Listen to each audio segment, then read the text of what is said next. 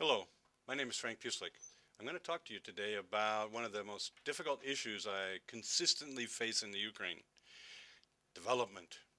Now, you would think that the simple idea of development would be something that everybody understands. The tradition here has been that development is really considered something that happens in two steps.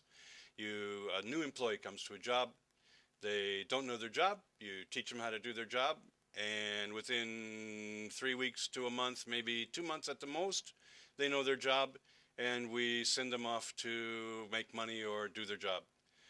In the competitive system, development is a much different process and much more difficult. We have a lot of traditions here that make it difficult for us to really understand kind of what it means to develop an employee. So what does it mean? In the competitive market, development is a relatively long-term process. It's very important that we understand that it doesn't happen in two steps and it doesn't happen quickly. That in the competitive market, companies actually invest in their people. What does that mean, invest in their people? They spend a period of months, sometimes even more than a year, in the process of teaching their employees exactly how they want them to do their jobs. They understand in the competitive market that there really is no such thing as a job.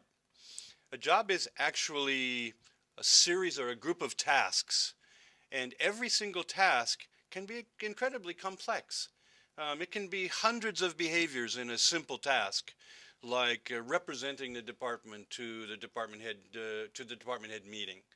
You have a tremendous amount of skill and complexity in something that sounds as simple as that, as giving a report. So what has to happen in the competitive market? Development is divided into 4 steps. And those 4 steps are the same steps that every parent knows, every coach knows, pretty much every human being understands. These 4 developmental steps are built into us as human beings. We begin something, we don't know how to do it at all. Somebody teaches us very simple steps and we learn basic behaviors. After we have basic behaviors, we start to get a little bit better and the complexity of the task is increased. That can be pretty interesting. But you still are telling the person what to do at every step. Then something magic happens with the 3rd step. The people actually become kind of self-motivated or self-interested, and they really want to kind of help develop themselves after that.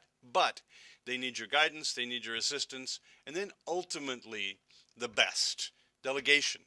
The best form of leadership or the highest level development is when you tell somebody what you want and you let them go do it. That's the process of development. Now, how do we do that in the Ukraine or in Russia or in any other of the countries of the CIS? They have the tradition of 2 steps.